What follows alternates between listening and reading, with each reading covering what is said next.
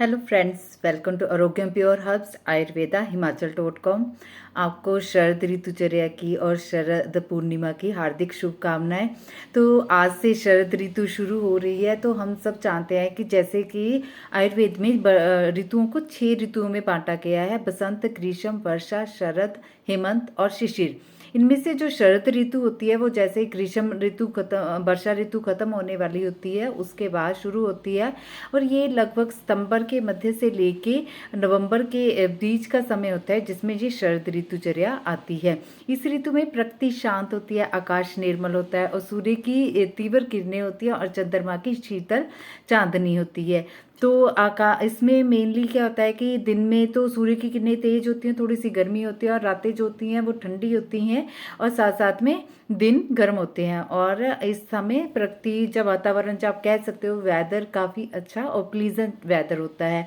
But ये क्या है कि ये वाला सीज़न पित्त दोष का, इसमें प्रकोप का सीज़न होता है। इन दिनों में पित्त का प्रकोप होता है। तो पित्त जन्य व्याधियाँ जितनी भी हैं, जैसे कि स्किन प्रॉब्लम है, या फिर किसी को उल्टियाँ आती हैं, या फिर एसिडिटी की प्रॉब्लम हो रही है, गैस्ट्राइटिस की प्रॉब्लम होती है, जॉन्डिस की प्रॉब्लम हो रही है, या त्वचा के जितने भी विकार हैं, फोड़े, फिंसियाँ, या फिर किसी तरह की आंखों में जलन होना या लालिमा होना, इस तरह के सिम्टम बढ़ जाते हैं इस सीज़न में। और साथ साथ में आयुर्वेद के तो इस ऋतुचर्या में अपनी डाइट का और अपनी हेल्थ का अच्छे से ध्यान रखना होता है। आपको उचित आहार विहार और दिनचर्या की मैं जो सलाह दे रही हूँ आप उसको फॉलो करिए, तो आपको किसी भी प्रकार की पित्तजन्य व्याधियाँ नहीं होंगी और आप इजीली अपने बॉडी को डिटॉक्स कर पाएंगे।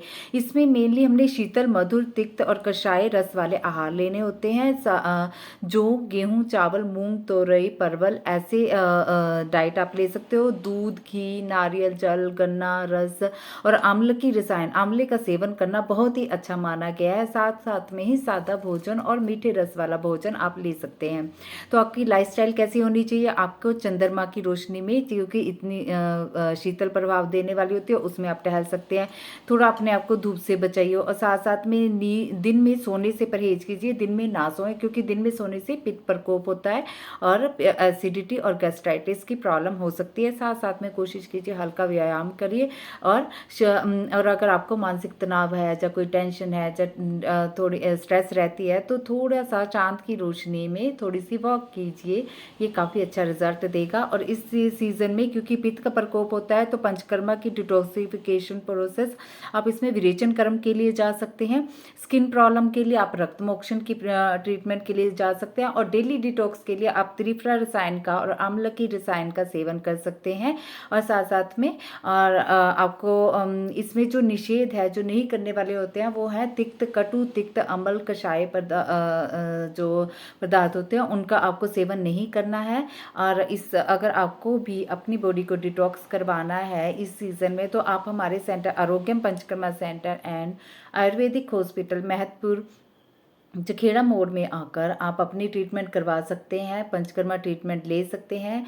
तो डिटॉक्सिफिकेशन के काफ़ी अच्छे रिजल्ट है। अगर किसी को पित्तजन्य व्याधियाँ हैं या किसी को स्किन की प्रॉब्लम है, तो वो इस सीज़न का लाभ उठा सकते हैं और ये अपनी जो स्किन की प्रॉब्लम है उससे परमानेंट इलाज उसका पा सकते हैं। Thank you and again happy Sharad Purnima. आपको कान्हा जी की ब्लेसिंग्स। और आज तो चांद की रोशनी और चांद की रोशनी में खीर आप रख सकते हैं बनाकर। और क्योंकि वो जब हम खीर बना के रखते हैं, तो वो जब सुबह उसको उसमें सारी रात चांद की किरणें पड़ती हैं, तो वो पित्तजन्य व्याधियों के लिए भी काफ़ी इफेक्टिव होती है और वैसे भी शीतवीर्य होती है और काफ़ी बीमारियों को ठीक करने में हेल्प करती है। तो शरद ऋतुचर्या और शरद पूर्णिमा की आप सभी को हार्दिक शुभकामनाएं। धन्यवाद। Thank you.